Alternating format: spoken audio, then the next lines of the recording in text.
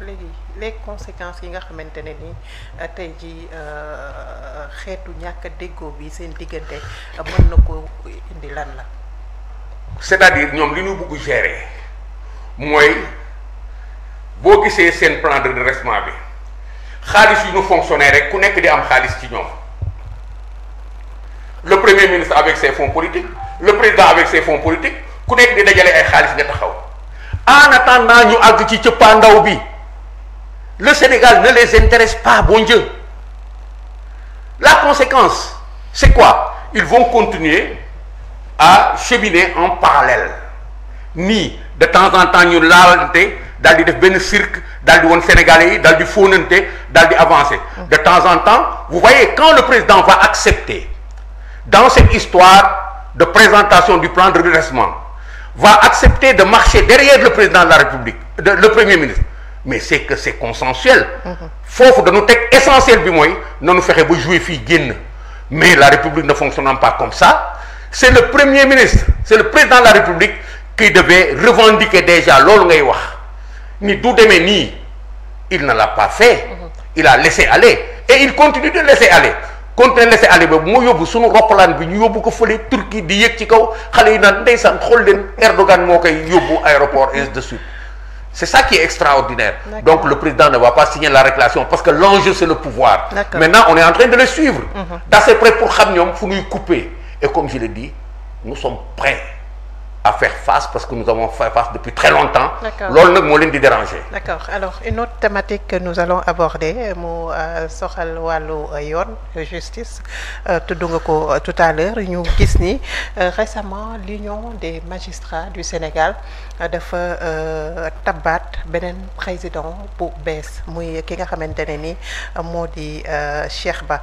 Gis nañu nag ni crédibilité ou justice dañu ko mettre en mal ces dernières années. Lan nga jàpp ndax élection wu président bi nga xamante ne ni moom la ñu fal fan yi ñu weesu mën na rétabliraat la confiance bi nga xamante ne ni moom moo amoon entre la justice et les citoyens sénégalais. Mais c'est que lu warul am bu amee rek c'est ça le problème warul am situation xajam-xajam ki ñëw nii dafa ñëw parce que assemblée générale dafa jot. Ce n'est pas la conséquence li nga xam ni moo fi xajamoon et boo xoolee ñoom seen démarche en tant que magistrat nga xool pouvoir bi ni mu taxawee lecture bi nga ciy am ce n'est pas que kii ñëw tey dafa am lu muy corriger ci comportement bi c'est que tout simplement les magistrats ont compris que il fallait qu'ils récupèrent leur pouvoir. Il faut que ñoom le pouvoir judiciaire bi nga xam ni ñoo ko moom ñu taxaw en tant que magistrat en tant que institution nit yi nu nekk et loolu dafa transparaître. Le remplaçant n'a pas fait allégeance au pouvoir. Demul sukki raam ci kanamu Ousmane Sonko, il a tenu un discours très professionnel. Le sortant a dit ce qu'il fallait dire pour leur faire comprendre que la justice restera la justice. Le populisme ak justice ànduñu. Donc ce qui reste, c'est comment ils vont faire ñoom pour régler ce front-là.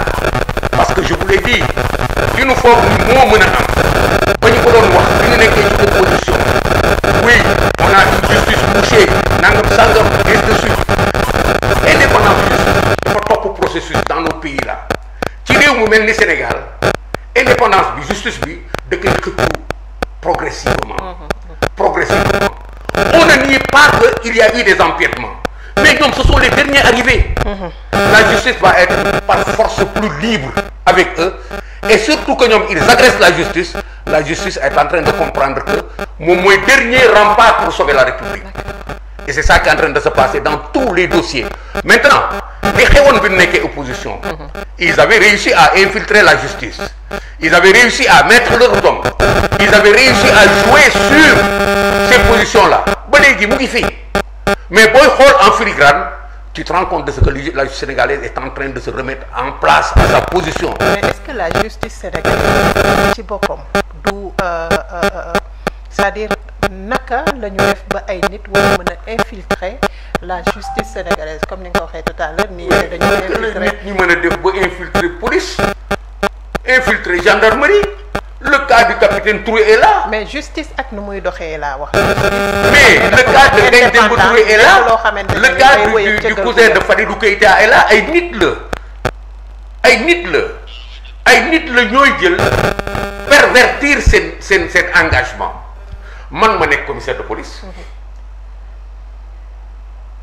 ci li ma nekk commissaire de police ma dem turum lu ci benn waaye ndax su ëllëgee ma am poste ci benn parti loolu mooy infiltré.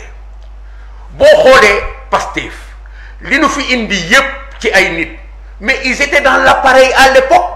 Malheureusement ils ont pris ce qu'on appelle les ramassis de quelque chose.